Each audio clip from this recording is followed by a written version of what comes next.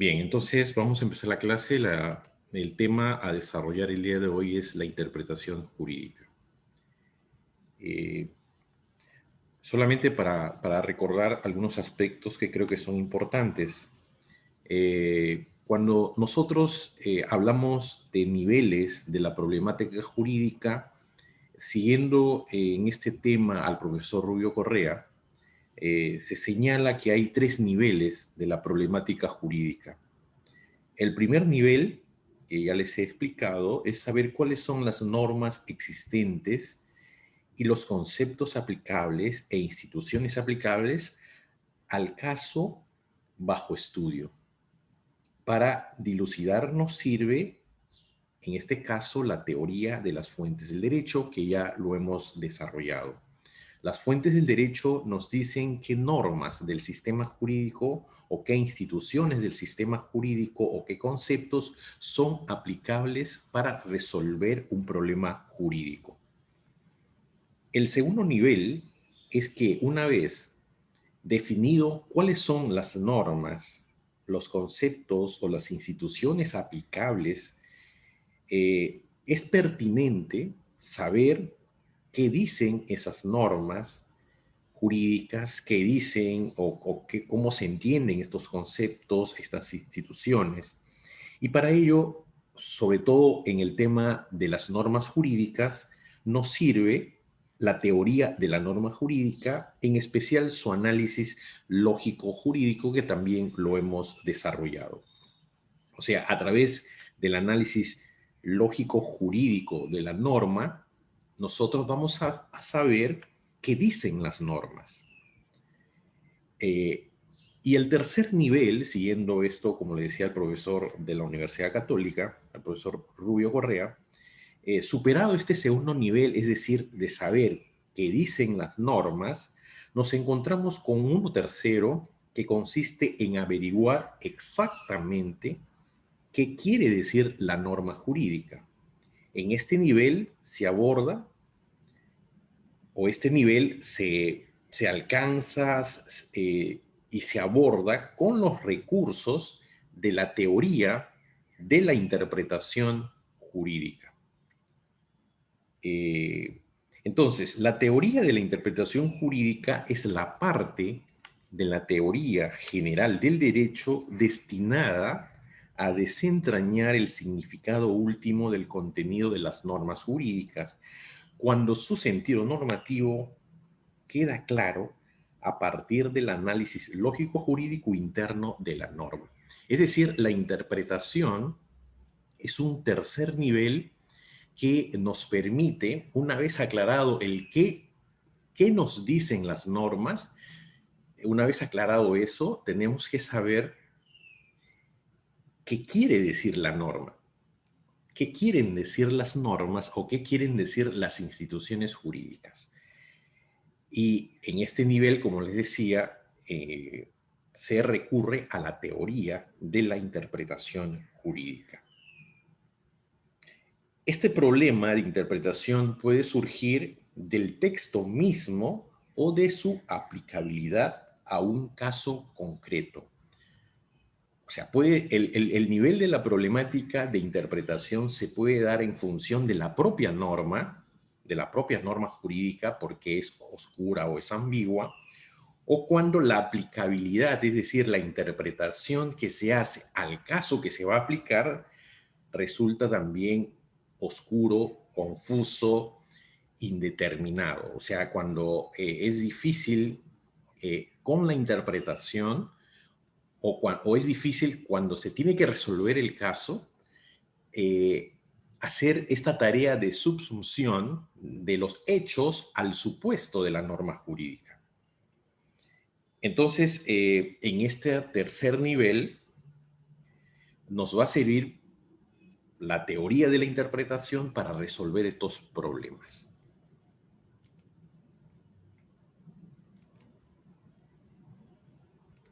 Bien, entonces, ahora, la pregunta es, en la diapositiva yo he puesto que con la interpretación jurídica lo que se busca es desentrañar el sentido de una norma.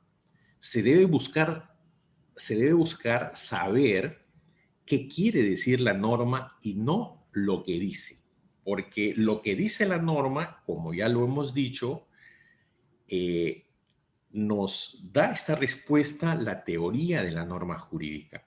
Pero el qué quiere decir la norma, ya estamos en un tercer nivel que la resuelve la teoría de la interpretación jurídica. Entonces, en suma, se interpreta para saber qué quiere decir la norma o qué quieren decir un conjunto de normas. Doctor, por favor, buenos días. Sí, buenos días.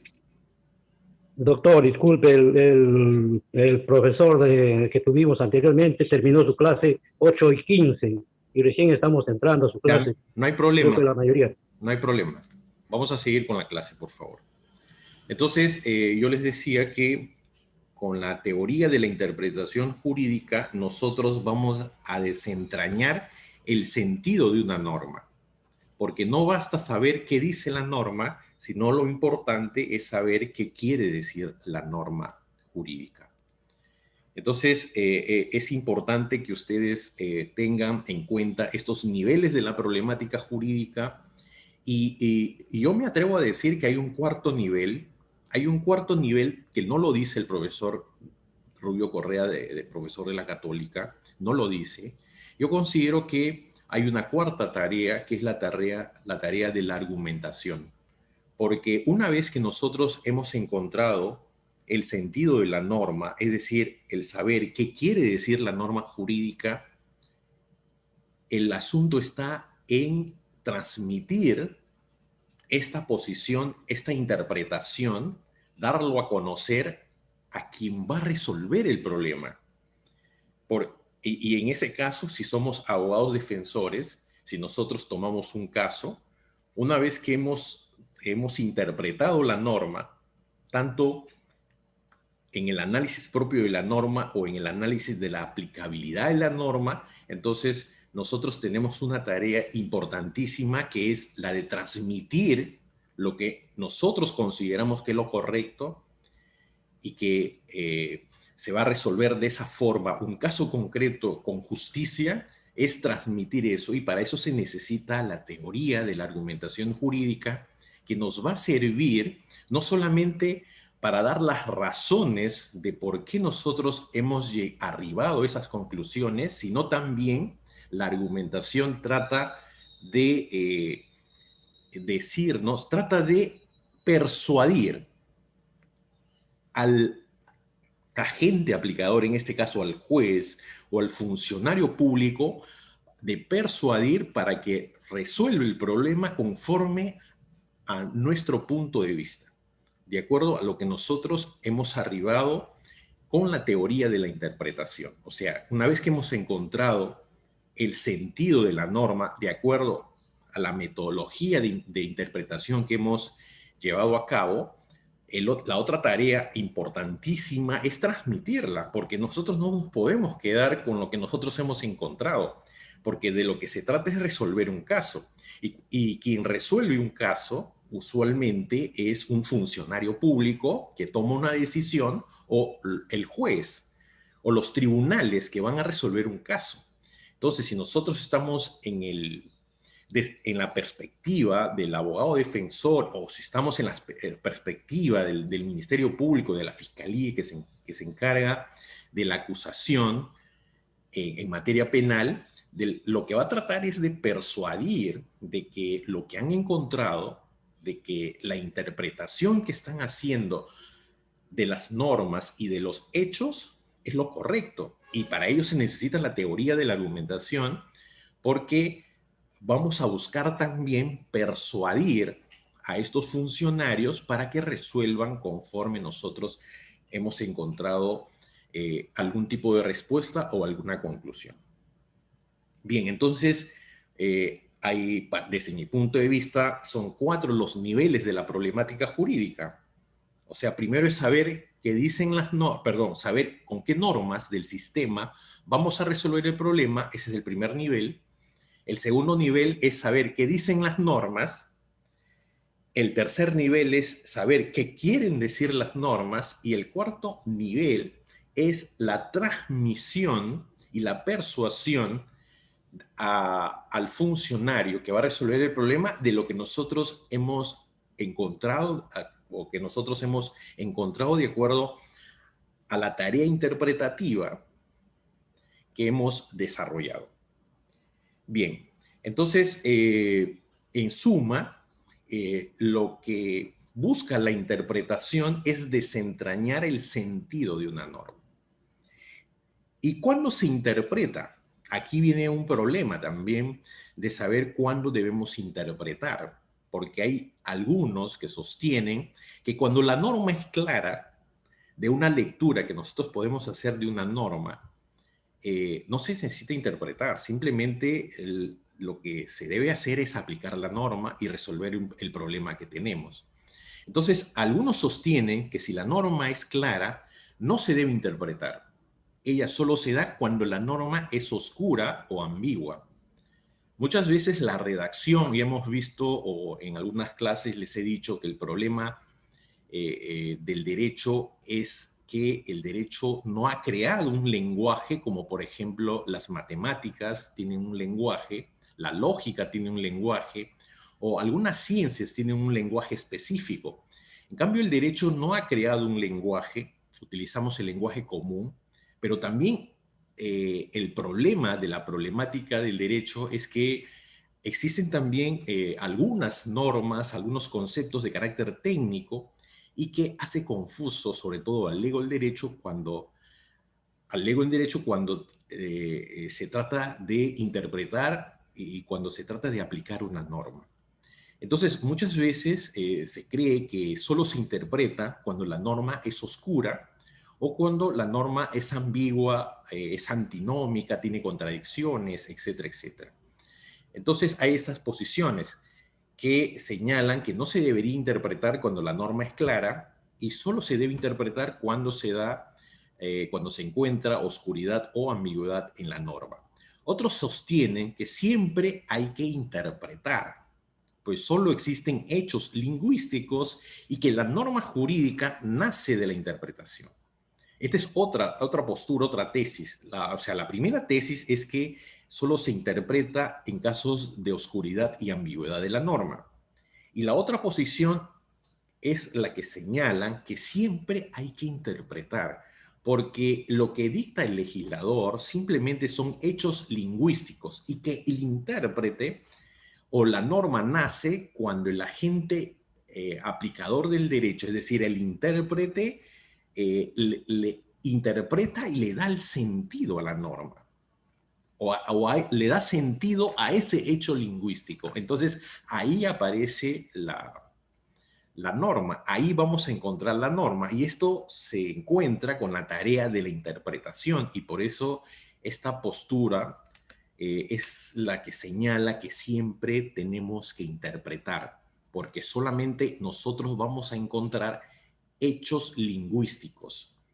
O sea, todavía no hay norma. La norma se da solo cuando se interpreta. Entonces, si nosotros agarramos un texto de la Constitución, ese texto simplemente se trata de un hecho lingüístico o de un conjunto de hechos lingüísticos. Y el intérprete, es decir, el agente aplicador o el operador jurídico, cuando lo interpreta, recién van a nacer esta norma de carácter constitucional. Bien, entonces, ahora, hay un tema que es interesantísimo, saber si la interpretación es un arte o es una ciencia. Esta es toda una discusión. La teoría de la interpretación jurídica es un conjunto, a veces no muy armónico, de proposiciones sobre cómo alcanzar el sentido de las normas jurídicas, que se han ido construyendo por sedimentación de aportes provenientes de diversas escuelas del pensamiento jurídico y en diferentes etapas del desarrollo del derecho, y que por consiguiente responden a axiomas e intereses disímiles. En efecto, nadie ha desarrollado lo que propiamente pudiéramos llamar una teoría integrada y sistematizada de la interpretación. O sea, la tarea de la interpretación jurídica es un problema de carácter filosófico. Pertenece al ámbito de la filosofía jurídica. Es decir, los autores no se han puesto de acuerdo sobre decirnos que estos son los métodos y esta es la única regla para interpretar una norma. Ahí los autores no se han puesto de acuerdo y todavía se sigue discutiendo este asunto. ¿Y por qué? Porque la teoría de la interpretación no constituye un conjunto de reglas generalmente admitidas. Es decir, las reglas de la interpretación no son admitidas por todos los operadores jurídicos ni por todos los teóricos del derecho. O sea, no tienen una unidad metodológica y tampoco la capacidad de predecir un resultado dadas determinadas condiciones. Es decir, un hecho y una norma pueden ser interpretadas de diferente manera, de diferente punto de vista, en función de la metodología que el intérprete está llevando, o sea, o tiene como herramienta para saber o para desentrañar el sentido de una norma. Entonces, la teoría de la interpretación no constituye, propiamente hablando, una ciencia, sino o parte de una ciencia, sino más bien se trata de un arte. Entonces, la teoría de la interpretación está conformada por un conjunto de proposiciones, como ya lo dijimos, que constituyen reglas básicas y mínimas de trabajo para desentrañar el sentido de la norma, para desentrañar el qué quieren decir las normas jurídicas. Pero estas reglas, si bien son claras muchas de ellas, cada una por separado, sin embargo, no son distintas en el sentido de que aplicadas unas excluyen definitivamente a las otras. Ya vamos a ver luego que hay reglas o sistemas de interpretación y cada una de estas reglas a veces son excluyentes entre sí. Por eso es que se considera o consideramos nosotros que la interpretación jurídica es más bien un arte y no una ciencia. Y ello quiere decir que quien se prepara a conocer las reglas de la teoría en ella encerrada debe aproximarse a su estudio sabiendo que va a conocer procedimientos que pueden aplicarse creativamente y no que va a encontrar caminos que lo llevarán irremediablemente a una solución única. Y aquí viene un tema que también es de la teoría del derecho y sobre todo de la filosofía jurídica, para saber, hay toda una discusión si en el derecho, en un caso, cuando se tiene un problema jurídico, si hay solamente una respuesta correcta. Hay autores como Ronald Dworkin, que es un filósofo norteamericano, que señala que en el derecho solo hay una respuesta correcta y que la tarea del intérprete es encontrar esa única respuesta correcta. Pero esa es una posición. Hay otros autores que nacen desde Kelsen que señalan que en el tema de la interpretación o con los métodos de la interpretación, nosotros no vamos a encontrar solamente una respuesta correcta, sino varias respuestas correctas. Y por eso se debe aplicar la metodología o los métodos de interpretación de manera creativa. Es decir, el intérprete tiene las herramientas y el intérprete es el que va, ¿cómo les digo? Eh, es como el pintor que tiene todas las herramientas y hace un cuadro. Pinta una imagen de acuerdo a la creatividad que tenga. Entonces, nosotros los abogados tenemos una serie de herramientas y esas herramientas nos van a servir para encontrar de manera creativa una interpretación de la norma, una solución al caso de manera creativa. Y eso se va a dar si nosotros vemos en las cuestiones prácticas, si nosotros estamos en un caso, por ejemplo, donde hay dos partes, una parte demandante y la otra parte demandada, y tenemos al juez, y solo hay un hecho, la parte demandante tiene una perspectiva de los hechos y tiene una perspectiva también de interpretación, es decir, el abogado defensor va a interpretar de acuerdo a su conveniencia y va a encontrar una respuesta.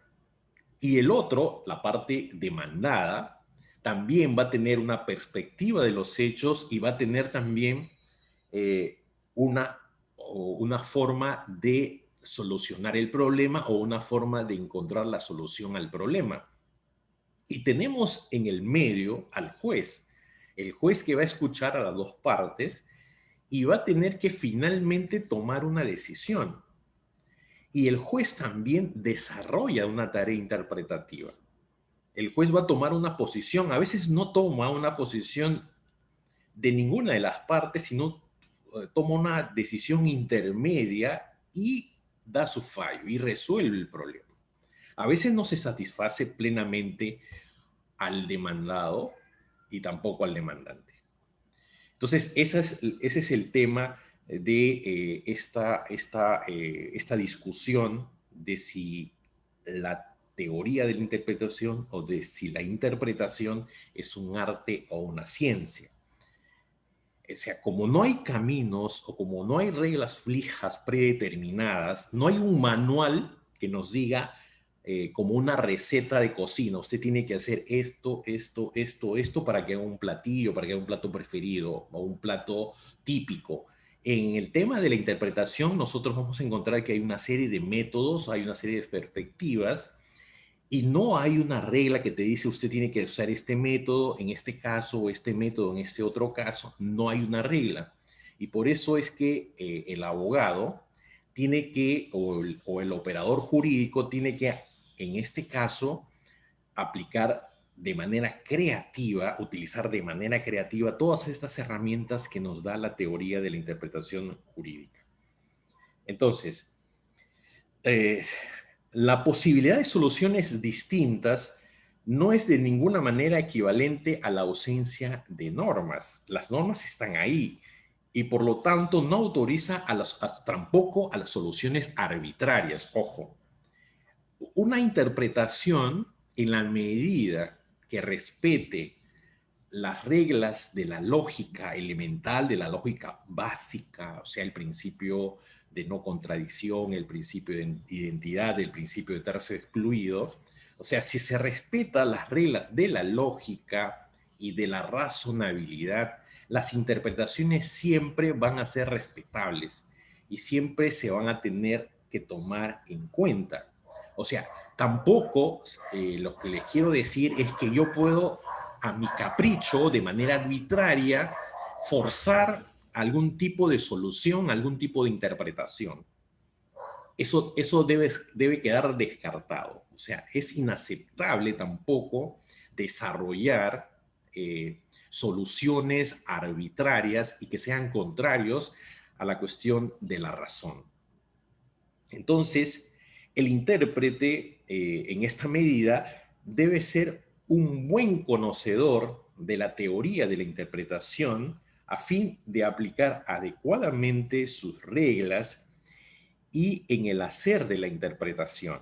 Debe ser consciente que está más actuando en el ejercicio de un arte creativo, es decir, el abogado, el operador jurídico tiene que ser consciente de que su tarea es una tarea creativa en la aplicación, en este caso, de fórmulas que debidamente procesadas deben dar una solución, respuesta válida. De lo que se trata entonces es de encontrar respuestas válidas o respuestas razonables en un determinado caso. Entonces, el resultado final de la interpretación no puede calificarse como verdadero o falso, sino más bien como correcto o incorrecto. Es decir, yo no podría decir si yo soy el demandante o yo estoy en la parte defendiendo al abogado, al acusado en este caso. Yo cuando desarrollo una tarea interpretativa o cuando veo la tarea interpretativa de la otra parte, yo no puedo decir que es verdadera o falsa esa interpretación. Lo que puedo decir sí es que es incorrecto, de que está mal planteado, de que está mal hecho, de que se ha utilizado mal, de que es arbitrario, pero no podría decir si es verdadero o falso. Entonces, eso es en cuanto a este asunto de saber si es un arte o una ciencia la interpretación. Ahora, la teoría de la interpretación jurídica además nos señala que existen sistemas de interpretación. Y en este supuesto de los sistemas de interpretación se dicen que hay dos grupos, un sistema reglado y un sistema no reglado. El sistema reglado significa que cuando en la propia norma existen reglas que señalan cómo se debe interpretar una norma o cuáles son los métodos que hay que usar en la interpretación del derecho o en la interpretación jurídica. Entonces, ese es el sistema arreglado, cuando existen normas en un sistema jurídico que regulan la tarea interpretativa. Por ejemplo, nosotros tenemos en el caso del Código Civil chileno y el Código Civil colombiano, y hay otros códigos también de otros países que señalan en su propio texto, en su propio texto civil, en su Código Civil, existen normas, reglas que dicen cómo es que se tiene que hacer una interpretación jurídica. Y por otro lado está el sistema no reglado. Esto es cuando no existen normas jurídicas que regulan la tarea interpretativa, como es el caso del Código Civil alemán. Y nosotros tenemos en el Código Civil no tenemos reglas de interpretación de las normas, pero sí tenemos dentro del Código Civil por lo menos 3 normas que señalan cómo se debe interpretar los negocios jurídicos, pero no nos dicen cómo se debe interpretar una ley. De alguna manera nosotros estamos en el limbo, en una especie de que en algún aspecto sí se ha regulado, pero de manera general no tenemos normas que regulan la tarea de la interpretación, porque se piensa y se cree que eso es una tarea de la doctrina, que eso es una tarea de los juristas, que eso es una tarea de la ciencia jurídica. Entonces, hay dos sistemas, en suma, de interpretación, los sistemas reglados y los sistemas no reglados. Ahora veamos las características de la interpretación, porque hay que señalar algunas características para seguir entendiendo este tema. En primer lugar, los métodos de interpretación, se dice como primera característica, son siempre abiertas o abiertos e indefinidos. O sea, la interpretación como conjunto de métodos siempre tiene una apertura, siempre es un conjunto abierto, siempre es un conjunto indefinido. Hay autores que señalan que estos son los métodos, hay otros que señalan que los métodos son un poquito más grandes o hay más métodos, otros dicen que hay menos métodos. Entonces, no podemos nosotros decir que estos son los métodos de interpretación. Siempre por eso en el tema de la interpretación, como hemos dicho que se trata de más de un arte que una ciencia, entonces los propios métodos siempre son abiertos, siempre son indefinidos. Eso se lo deja la tarea de los doctrinarios, de los juristas que proponen métodos. Y es el agente, el operador jurídico, el que va a utilizar estos métodos para resolver un problema. Esa es como primera característica. La segunda característica es que los métodos no están jerarquizados, como ya les he dicho. No hay una jerarquía, no hay una prelación. No se puede decir, por ejemplo, y eso es lo que usualmente caen los legos en derecho, en que creen que la única forma de interpretar una norma es leyendo la norma. O sea, haciendo una lectura rápida y que de alguna manera nos da un tipo de método de interpretación que es el método literal.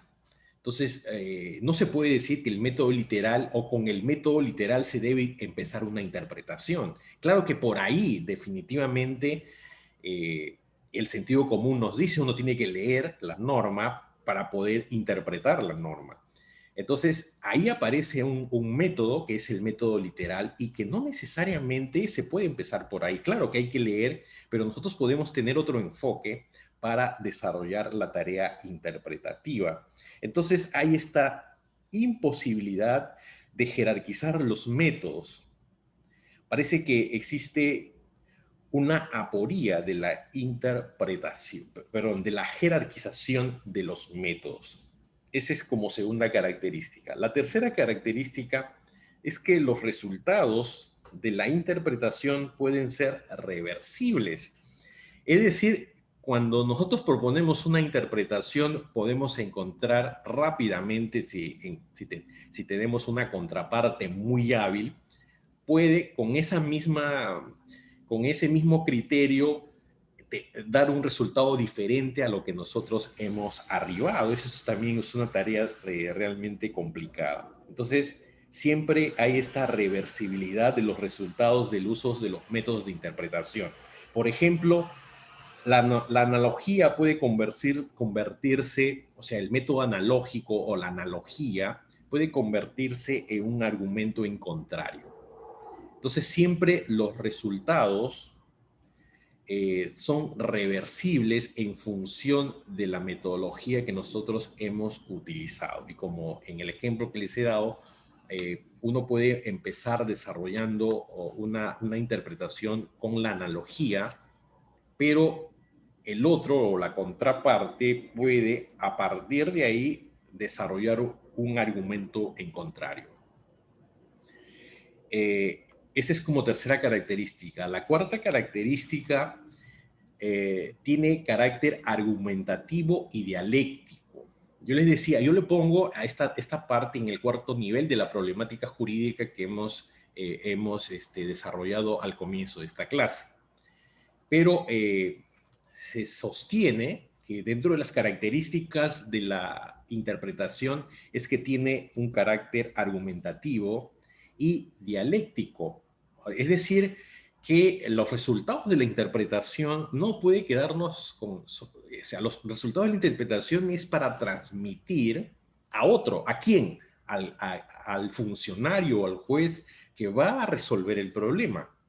Y por eso es que esta tarea de hacer la interpretación, esta tarea interpretativa, que es de manera creativa, tiene necesariamente que ser argumentativo y de carácter dialéctico, porque es propia de la naturaleza de que esta tarea interpretativa tiene que ser comunicable y comunicada a el operador que va a resolver el problema, al funcionario público que va a tomar una decisión, a un funcionario o al juez, ya dentro del tema jurisdiccional, o al tribunal que va a resolver el problema.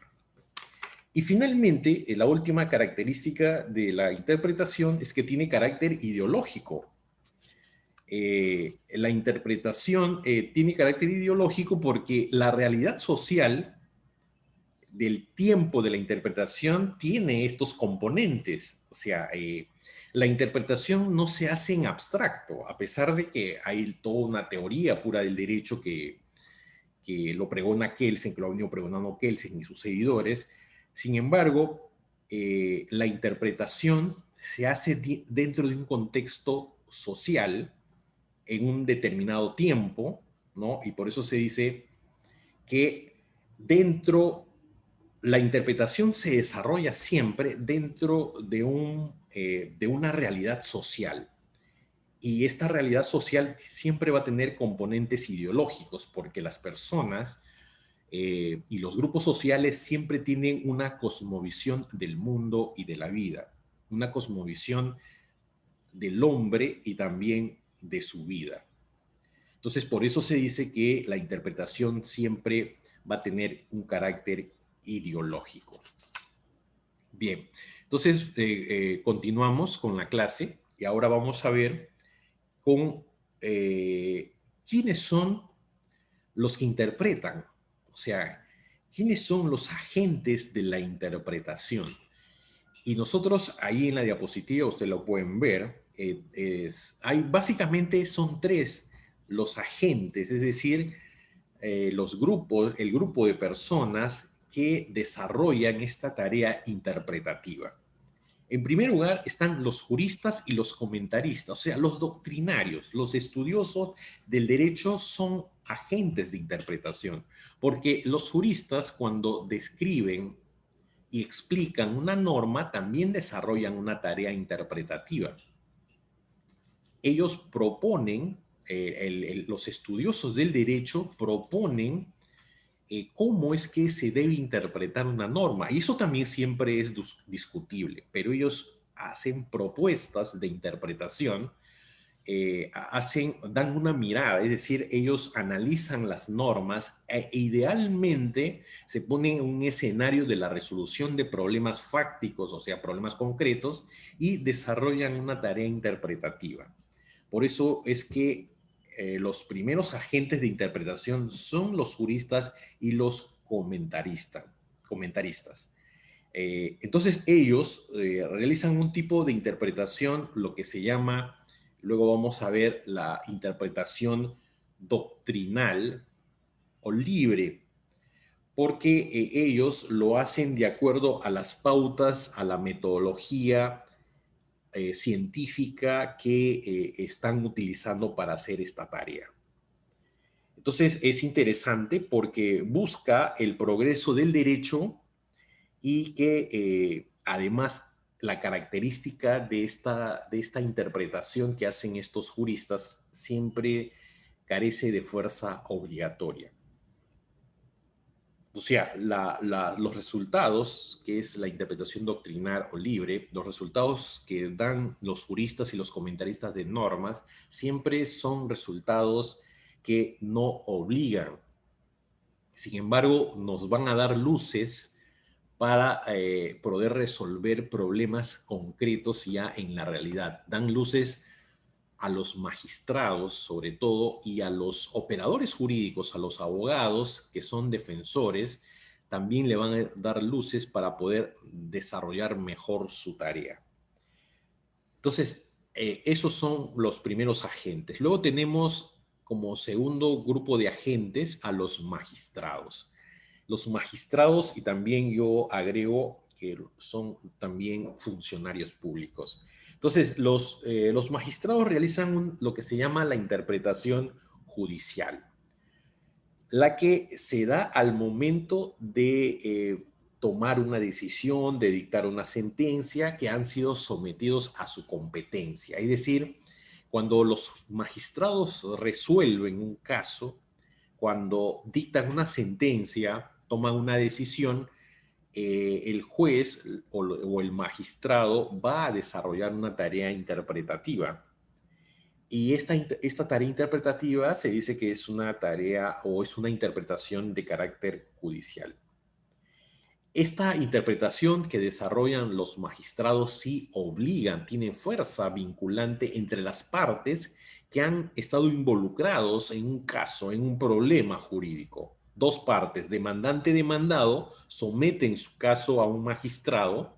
Cada uno tiene su punto de vista, como ya les dije, en cuanto a la aplicación de normas, en cuanto a la interpretación de normas, en cuanto a la interpretación de los hechos. Cada uno tiene su posición y cada uno, de acuerdo a su perspectiva, va a proponer una interpretación y va a proponer una respuesta al problema de acuerdo a sus intereses. Pero eso no obliga. El magistrado va a escuchar a ambas partes y el magistrado va a tomar una decisión Y esa decisión que es interpretativa, porque va a interpretar normas y hechos también, esa interpretación sí es obligatoria para las partes. Es decir, lo que decide el juez se tiene que hacer, le guste o no le guste a los involucrados en el problema, porque a veces las soluciones a los casos no satisfacen a las partes, o a veces solamente a uno. Siempre va a haber en estos casos una parte que va a salir perdedora. Bien, entonces, y finalmente tenemos a los otros, o un tercer grupo de agentes de interpretación, que son los parlamentarios. Los parlamentarios también realizan interpretación, y es lo que se llama interpretación auténtica.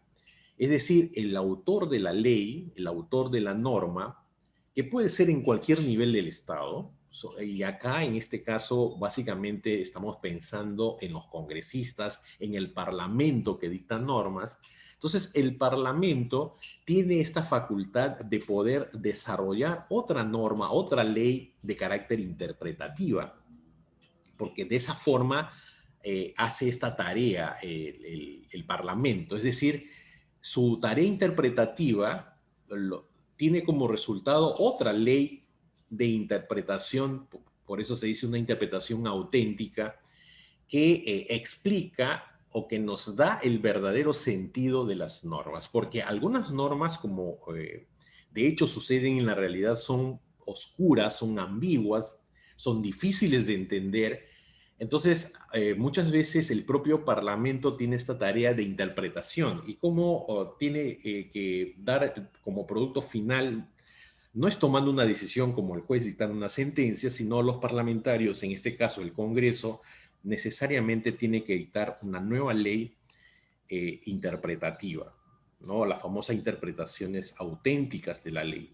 Esta interpretación también es obligatoria para todos, ya que se realiza, como les he manifestado, a través de una ley.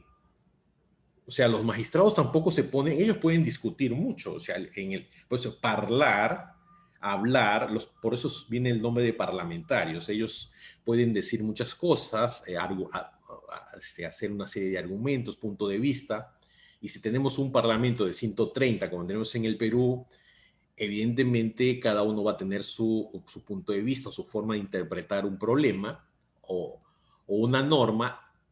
Sin embargo, finalmente van a tener que optar por una votación y siempre se impone el criterio de la mayoría. Y cuando se aprueba esto, se hace a través de una ley, y esa ley es de carácter vinculante, es una ley de carácter obligatorio para todos. Bien, eso es en cuanto a los agentes de la interpretación. Luego tenemos una clasificación de la interpretación.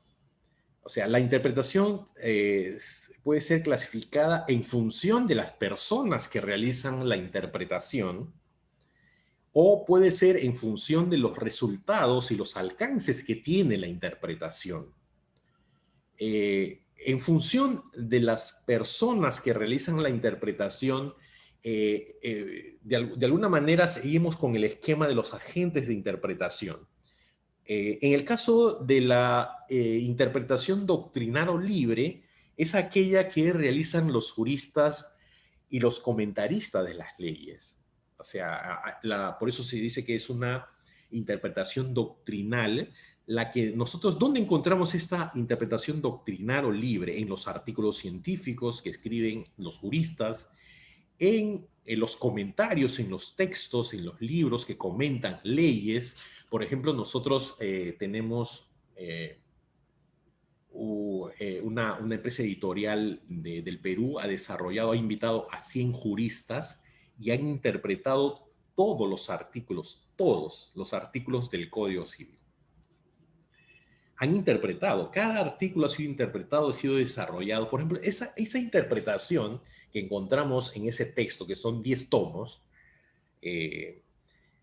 ahí tenemos lo que se llama la interpretación doctrinal o libre. Son interpretaciones, como les decían, que no son vinculantes, que no obligan, pero que dan luces y que ayudan al desarrollo de la propia ciencia jurídica.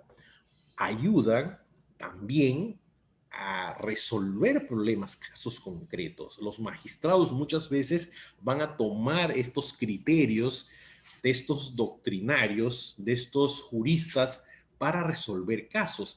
Ustedes van a ver que hay sentencias que tienen 200, 300 páginas, que son excesivas, siempre me parece, pero hay sentencias que tienen hasta 700 páginas. No sé si a Fujimori su sentencia es así, es todo un libro, un texto. Y ahí ustedes van a encontrar, si ustedes leen esa sentencia, van a encontrar citas de autores, citas que dice interpretaciones que dan, propuestas interpretativas van a ser citadas en la propia sentencia. Y eso es porque, de alguna manera, la decisión que está tomando la judicatura, un juez, un tribunal, para que tenga un respaldo en la ciencia jurídica, o un respaldo doctrinal, ¿no? Por ejemplo, al señor Fujimori ha sido condenado a no sé cuántos años, está todavía en la cárcel, porque se dice que ha cometido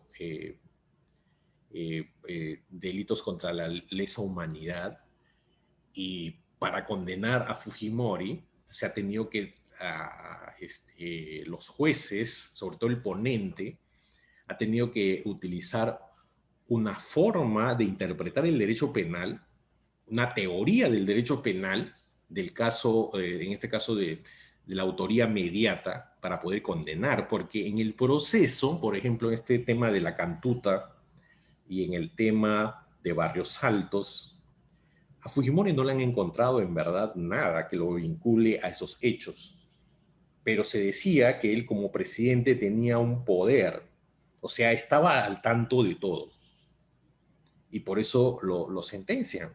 Pero no se ha encontrado ninguna prueba que diga que él ha ordenado, que haya dicho que esto hay que ejecutar a estas personas. No hay ninguna prueba. Pero en base a esta teoría de la autoría mediata, se le ha condenado. Entonces, por ejemplo, al señor Alan García también se le dio condenar en el caso de las muertes del Frontón, y de que el año 86, me parece, hubo un motín en las cárceles de grupos de Sendero Luminoso, y que fueron ejecutados estas personas. Ahí tampoco hay no hay ninguna prueba, al menos, de que el señor García haya ordenado estas ejecuciones, porque hay gente que estaba rendida en el Sexto, me parece, en una cárcel que queda en la avenida Alfonso Ugarte, que ya no, ahora me parece que es una delegación policial, funciona ahí, pero ahí funcionaba una cárcel, y también en Lurigancho, gente que estaba rendida, y a estas personas que estaban rendidas les ejecutaron. Y esos son crímenes de lesa humanidad. Sin embargo, ese mismo criterio que se ha aplicado para Fujimori se ha debido aplicar para el señor García, y también condenarlo, pero al señor García aparentemente no lo pasó nada. Bueno, ya sabemos cómo ha sido su final, pero en ese caso, o sea, se ha tenido que utilizar una teoría del derecho penal que viene a ser una forma de hacer un tipo de interpretación de las normas, en este caso de las normas de la parte general del Código Penal, y para establecer las autorías para condenar a una persona. Y esa es una forma de interpretación de acuerdo a teorías, a la ciencia jurídica. Entonces, esa tarea realizan los juristas y comentaristas, y el resultado se dice que es una interpretación doctrinal o libre. No vincula, no obliga, pero los jueces lo pueden utilizar para fundamentar sus fallos, para fundamentar sus decisiones.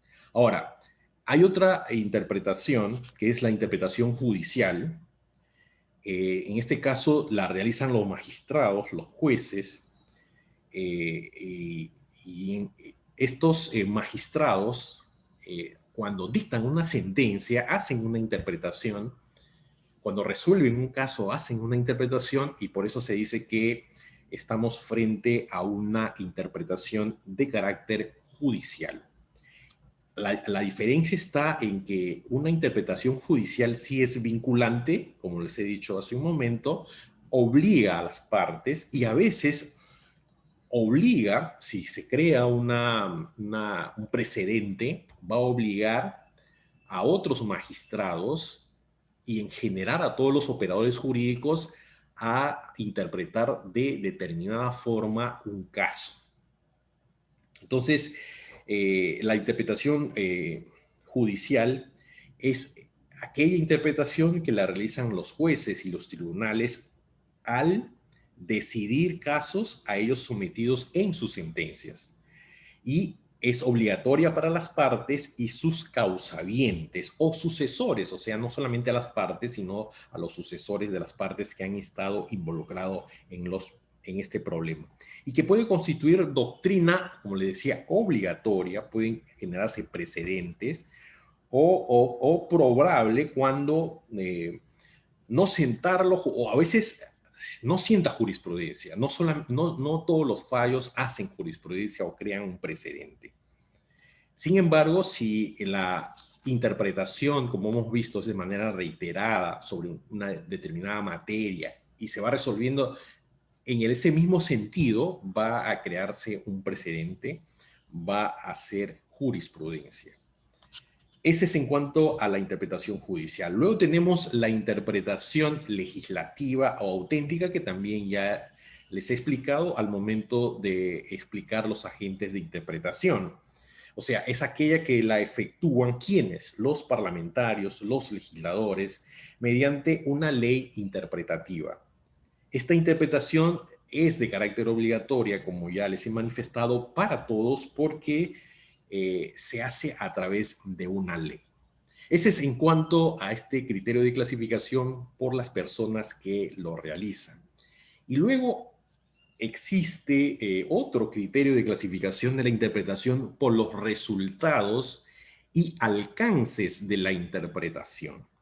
Entonces, pueden ser de dos tipos. Pueden ser la interpretación extensiva, declarativa y estricta y restrictiva.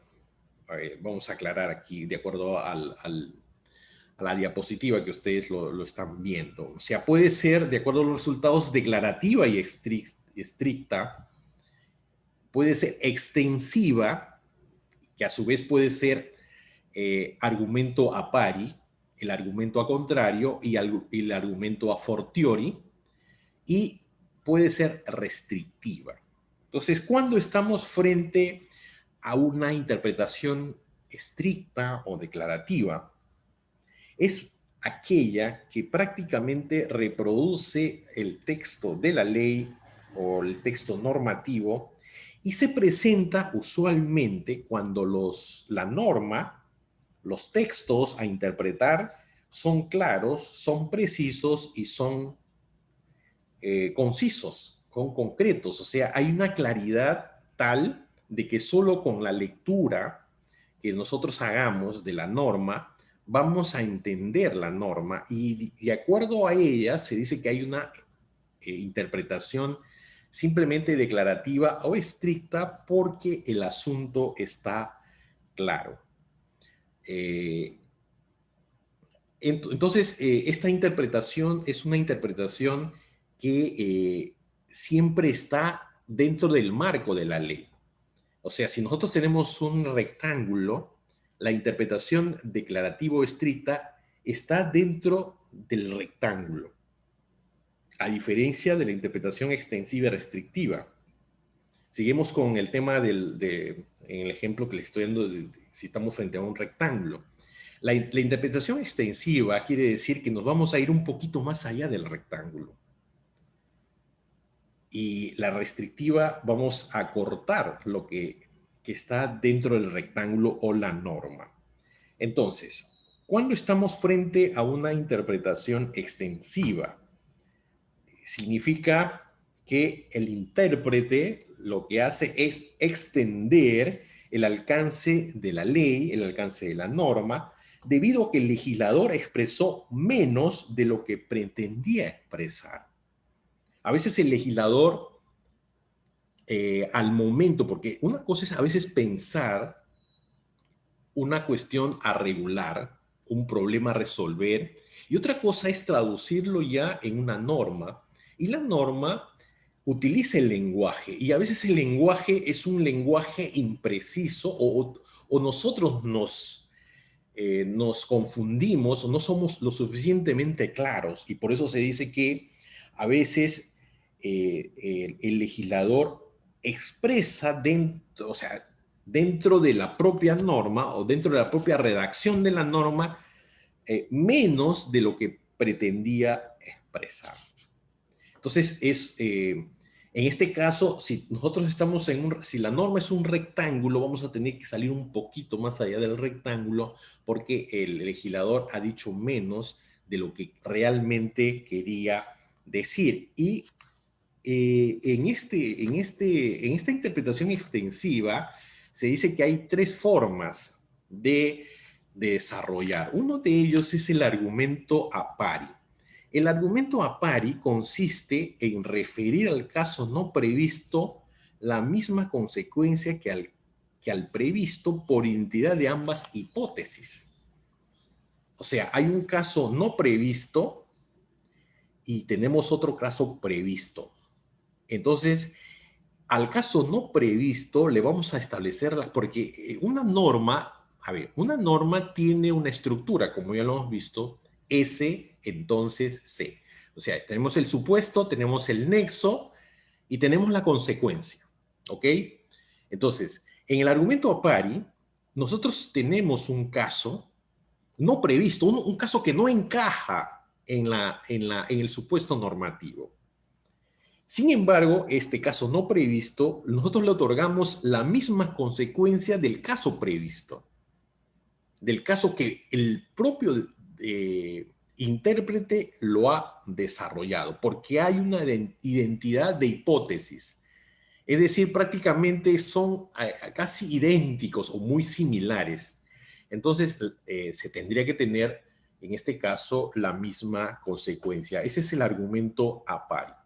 El argumento a contrario consiste en referir la regla contraria a una norma para solucionar los casos contrarios no legislados. O sea, aquí nosotros lo que vamos a hacer es interpretar una norma, por ejemplo, si nosotros desarrollamos, por ejemplo, a ver, no sé si me ocurre ahorita un ejemplo del argumento a contrario. Si nosotros interpretamos una norma, por ejemplo, el tema del matrimonio. El matrimonio es, de acuerdo al Código Civil, la unión libre y voluntaria de un hombre y una mujer.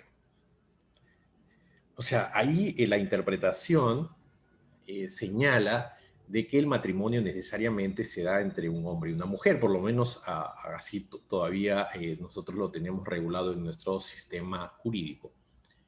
El argumento contrario es determinar a partir de este resultado, de señalar de que estaría prohibido el matrimonio entre personas del mismo sexo.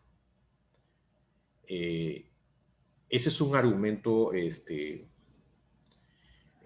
al contrario, es un argumento que significaría que nosotros estamos interpretando o deducimos de esta norma, porque la norma es clara, que el matrimonio es la unión de un hombre y una mujer, pero en sentido contrario, no estaría permitido el matrimonio entre dos mujeres o entre dos hombres, o sea, personas del mismo sexo. Ahora, el tercer argumento es el argumento a fortiori. O sea, cuando los hechos constitutivos de la hipótesis, o sea, del supuesto de la norma, se dan en forma clara y evidente en circunstancias no comprendidas expresamente por aquella. Y estos son, y aquí les voy a señalar algunos aforismos que siempre se escuchan a los abogados, a los juristas, a los operadores jurídicos. Por ejemplo, si la ley permite lo más, se entiende que se permite lo menos. Si prohíbe lo más, se entiende que prohíbe lo menos. Entonces, ese es el argumento a fortiori. que se da en la interpretación extensiva. Y finalmente tenemos la interpretación restrictiva, que ya les he manifestado que se trata de acortar más bien el alcance de una norma. Si nosotros tenemos un triángulo, tenemos que achicar el triángulo porque en verdad el legislador ha querido decir menos de lo que realmente ha dicho. O sea, es aquella en la que el intérprete va a reducir el alcance de la norma, de la ley, por cuanto el legislador se extendió en el texto. O sea, el legislador ha dicho más de lo que realmente quería decir. Entonces, esos son los tres criterios de clasificación según los resultados y alcances de la tarea interpretativa. Finalmente, ¿qué buscan los agentes, finalmente, para desarrollar esta diapositiva? ¿Qué buscan los agentes de la interpretación? Y acá se dice que hay dos criterios. Se busca lo que el legislador quiso decir, o sea, buscamos la mente del legislador, la mens legislatoris, o la mens legis, o sea, ¿qué es lo que buscamos? ¿Qué se busca con la interpretación? En saber lo que el legislador quiere decir realmente, lo que quiso decir, la voluntad del legislador, o si queremos solamente saber lo que dice la ley o la voluntad de la ley. Entonces, en la primera, se busca cuál ha sido la voluntad real del legislador. Se llama la teoría subjetiva. Es una teoría subjetiva porque lo que se pretende es alcanzar con la interpretación a saber qué es lo que realmente ha querido, qué ha estado en la mente del legislador al momento de dictar una norma. Como ya les he dicho, muchas veces nosotros tenemos en nuestra mente muchas cosas, pero al momento de manifestar lo que estamos pensando, distorsionamos nuestro pensamiento cuando utilizamos el lenguaje. Estas herramientas que puede ser confusa o que puede limitar o exceder lo que estamos diciendo. Entonces, cuando se hace la interpretación, lo que se hace es buscar la voluntad del legislador. ¿Cuál realmente ha sido la voluntad del legislador? Y esto es una tarea prácticamente imposible. Porque ¿quién es el legislador?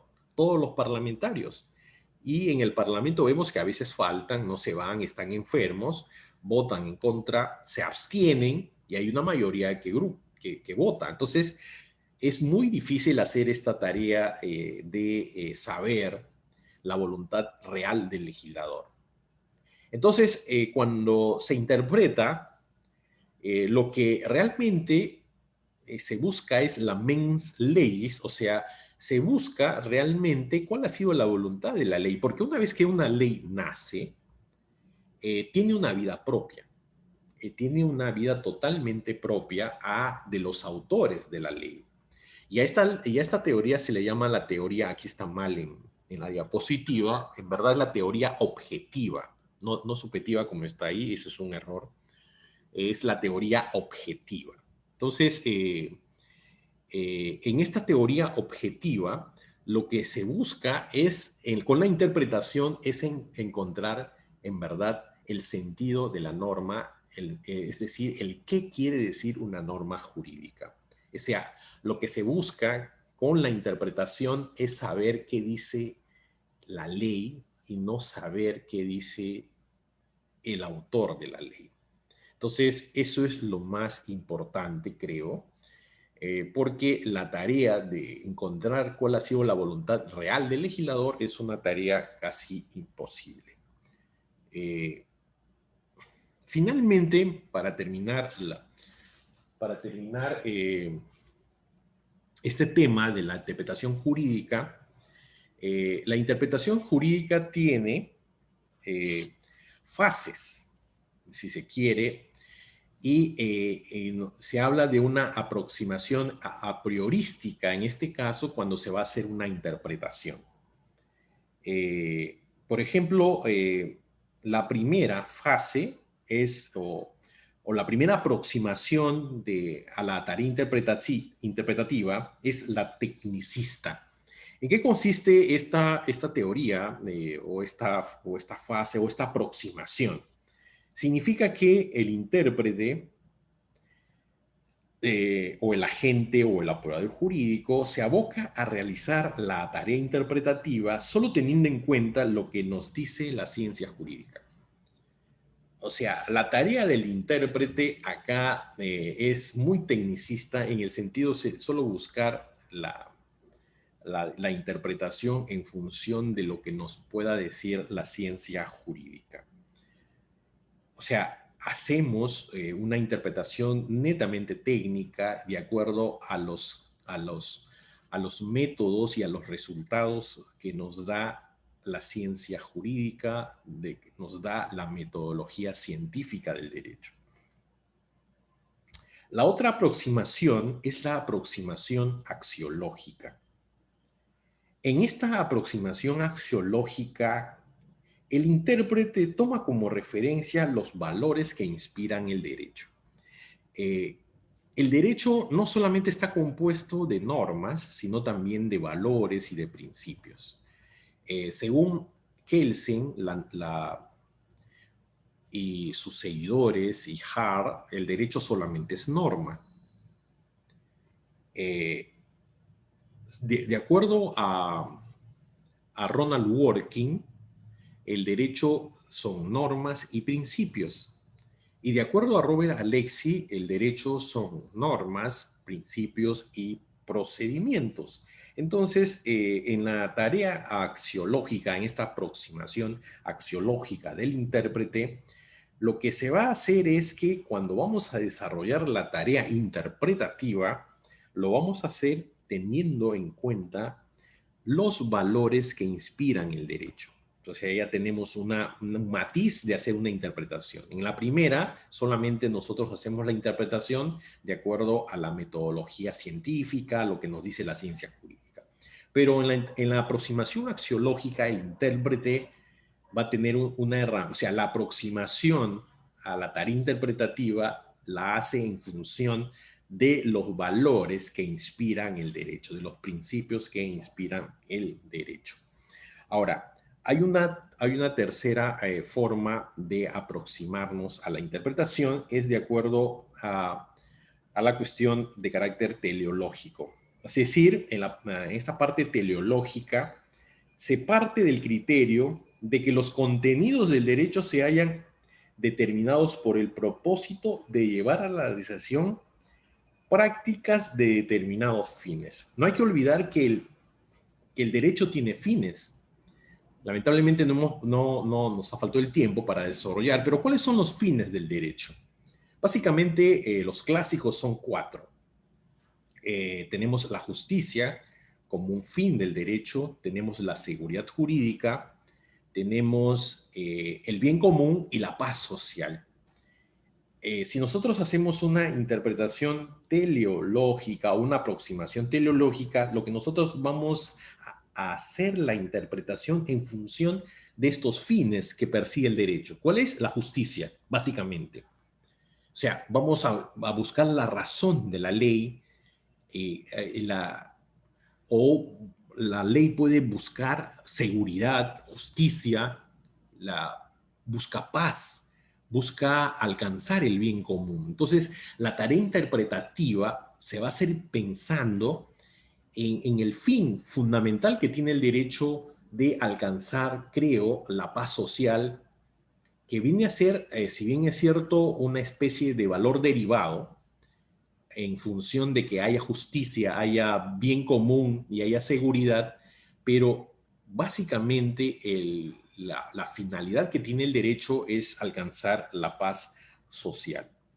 Entonces, esa es otra aproximación. Luego tenemos la aproximación sociológica.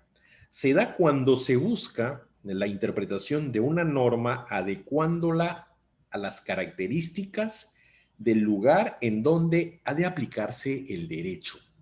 Es decir, cuando se va a hacer una interpretación, tendríamos que hacer una interpretación de carácter social, en el sentido de que estamos en un medio social, por ejemplo. ¿Qué pasa si vamos a resolver? O no solo un medio social, sino cuando estamos resolviendo un problema, por ejemplo, de conflictos, de supuestos delitos que han cometido algún miembro de algún pueblo originario del Perú.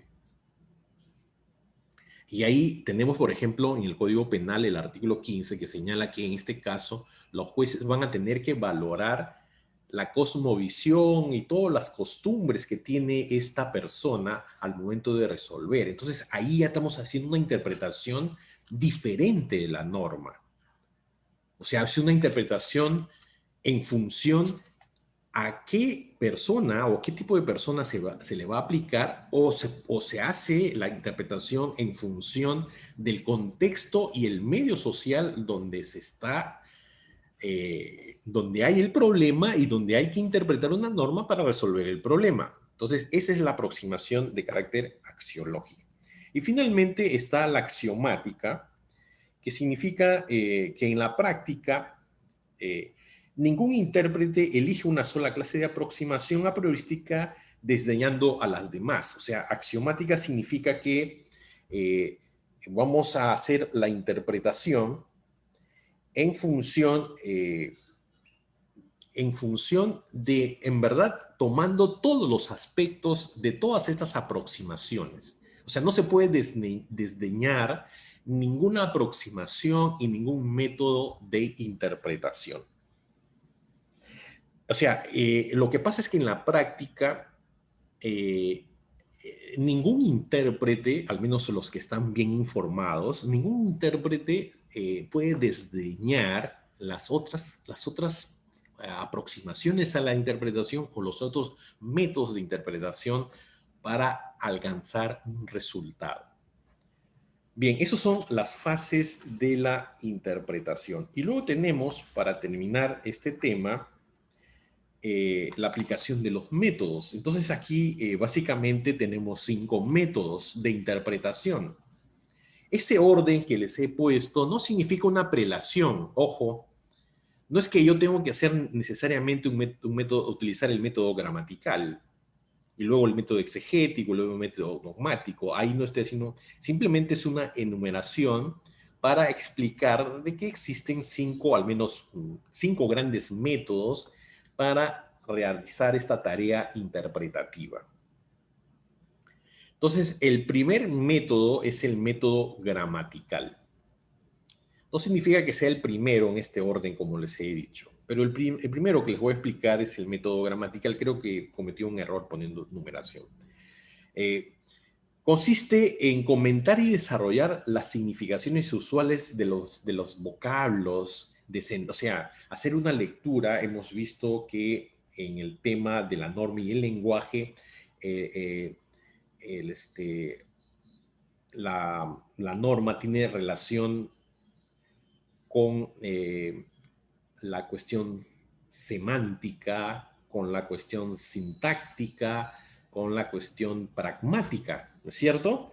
Entonces, el método gramatical básicamente consiste en comentar y desarrollar, o sea, es tratar de encontrar el significado de las palabras que utiliza que ha utilizado el legislador al momento de dictar un texto normativo.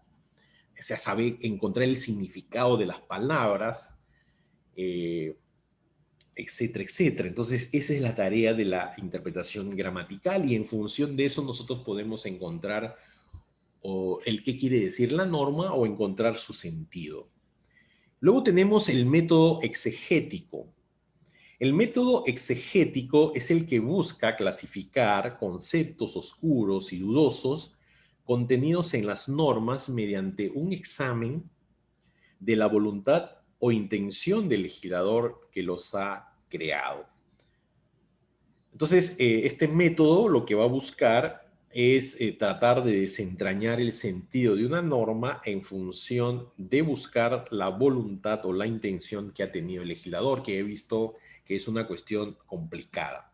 En verdad, lo que se tiene que buscar es la intención de la propia ley, ¿no? La propia ley tiene una finalidad. Entonces, no es que hay que buscar la intención del legislador. Sí, se dice que muchas veces está amarrado que la ley significa que es la voluntad del legislador. Entonces, cuando se interpreta la ley, estamos encontrando lo que realmente ha querido, cuál ha sido la intención del legislador que ha creado la norma jurídica. Entonces, cuando hay estos conceptos oscuros, cuando hay estos conceptos dudosos, estas normas dudosas, entonces se hace un examen de la voluntad o la intención del legislador. Ese es el método exegético que yo considero que se debe, siempre se hace se aplica este método con la intención de desentrañar el sentido de la norma, el sentido de la propia norma o de la ley, y no tanto la intención del legislador. O sea, en verdad vamos a encontrar la intención del legislador cuando sepamos qué es lo que nos dice la norma y cuál es el sentido de la norma, y entonces ahí está la voluntad del legislador. El otro método es el método dogmático, que consiste básicamente en buscar la razón de la ley, la ratio legis, ratio o ratio legis, y para ello es frecuente, es muy frecuente que los operadores acudan a una serie de combinaciones y concordancias y construcciones conceptuales que lo llevan a organizar todo un edificio teórico para fundamentar doctrinaria o jurisprudencialmente el sentido de la ley. Entonces, en el método dogmático, lo que se va a buscar es, en verdad, cuál es la razón de la norma. O sea, ¿por qué realmente se ha dado esta norma? ¿Se ha dado una norma? ¿Cuál ha sido la intención? ¿Qué es lo que realmente busca o ha buscado el legislador? O sea, ¿qué ha buscado regular realmente el legislador? Y para ello, como les digo, se hacen una serie de construcciones de manera conceptual y se hace una cuestión teórica, se construye todo un edificio teórico para tratar de encontrar el verdadero sentido de la ley. Y luego tenemos el método histórico, el método histórico o llamado también método de la evolución histórica, que lo que sostiene este método es que los métodos, los textos normativos, es decir, las normas, las leyes, no deben ser interpretados como expresivos de la voluntad o la intención del legislador, sino como expresión y manifestación histórica de las necesidades sociales que han motivado su creación. O sea, en verdad, dentro de toda regulación jurídica, donde hay una norma, donde cuando se dicta una norma, detrás siempre hay necesidades sociales que satisfacer. En estos momentos, por ejemplo, se ha discutido mucho el tema de estos bonos, o el tema de la utilización del dinero, de las AFP, de la ONP, etcétera, etcétera. Toda una discusión ha habido en ese tema. Entonces, aquí en una norma, cuando se va a interpretar una norma de ese tipo, por ejemplo, uno tiene que tener en cuenta, en verdad, cuál es el problema, a dónde apunta el legislador, o sea, qué es lo que realmente ha tratado de resolver el legislador. Entonces, tenemos que hacer una interpretación viendo que el legislador ha tenido en cuenta necesidades sociales o circunstancias sociales para dictar esa norma. Y muchas veces estas necesidades sociales se han dado hace 10, 20, o sea, puede ser ayer o puede ser hace 5 años, 10 años o 15 años atrás. Entonces, en función de toda esa problemática que se ha venido dando, es que se dicta una norma y el intérprete lo que tiene que hacer es tomar en cuenta todas esas circunstancias históricas que se han dado para encontrar el sentido de la norma. No en función de a veces lo que dice la norma, sino en función de la necesidad que se ha tratado de resolver al momento de dictar la norma. Y ese sería el método histórico. O sea, el intérprete debe recurrir a elementos externos a la ley misma. O sea, salirnos de la ley y hacer una indagación de carácter social. Es decir, el intérprete tiene que saber cuáles son las costumbres y necesidades de la vida económica de los pueblos, las concepciones morales que tienen y los usos y convenciones sociales que están detrás. La pregunta, por ejemplo, un tema de saber si regular o no regular o cómo se debe entender el matrimonio. Por ejemplo, en España se ha regulado el matrimonio homosexual, el matrimonio igualitario que lo llaman. Es una norma que se dictó el año 2004 en España, en el Congreso de los Diputados, y esta norma fue declarada constitucional por el Tribunal Constitucional el año 2012. O sea, desde el 2004 hasta el 2012, el problema, porque ni bien se aprobó esta norma del matrimonio igualitario en España, o sea, en matrimonios entre personas del mismo sexo, los diputados interpusieron una demanda de inconstitucionalidad, estuvo muchos años discutiéndose el tema en el seno del Tribunal Constitucional Español y recién me parece que se dictó el año 2012. Entonces, si ustedes leen esa sentencia, van a ver que la interpretación que hacen muchos de los magistrados que votaron en contra, porque no ha sido unanimidad la aprobación de esta norma, que ahora se dice que es constitucional en España, y se ha hecho una interpretación de la Constitución española sobre el concepto de matrimonio. El concepto de matrimonio, ahí por ejemplo hacen una interpretación de carácter histórico. Algunos señalan que es una institución histórica y que históricamente siempre ha sido la unión de un hombre y una mujer. Esa es la interpretación que hacen algunos y por eso señalan que no se debería llamar matrimonio, sino unión civil o crear otra categoría para designar esas relaciones que desde mi punto de vista es necesario que el derecho les regule. Entonces, sin embargo, hubo toda una discusión de carácter histórico de parte de algunos magistrados del Tribunal Constitucional Español y lo hicieron desde el punto de vista histórico de cómo se ha ido formando la institución del matrimonio en el tiempo a lo largo de la historia. Y a lo largo de la historia el matrimonio siempre ha sido la unión de un hombre y una mujer. Entonces no se puede hacer una interpretación como hacen algunos de que en verdad el matrimonio no es la unión de un hombre y una mujer. Entonces hay unos que dicen que el matrimonio en verdad no es la unión de un hombre y una mujer, sino no se regula de esa forma, es una cuestión abierta, el matrimonio es el matrimonio y puede ser entre personas del mismo sexo o personas de diferentes sexos, esa es una interpretación. Pero los que hacen la interpretación histórica hacen una indagación desde la aparición de la institución en el tiempo, o sea, del matrimonio, de las uniones que se venían dando, y siempre el matrimonio se ha considerado la unión de un hombre y una mujer. Pero esas son interpretaciones que se han dado, y finalmente la interpretación que se ha impuesto es que el matrimonio, por lo menos en la redacción del texto constitucional español, no significa la unión de un hombre y una mujer.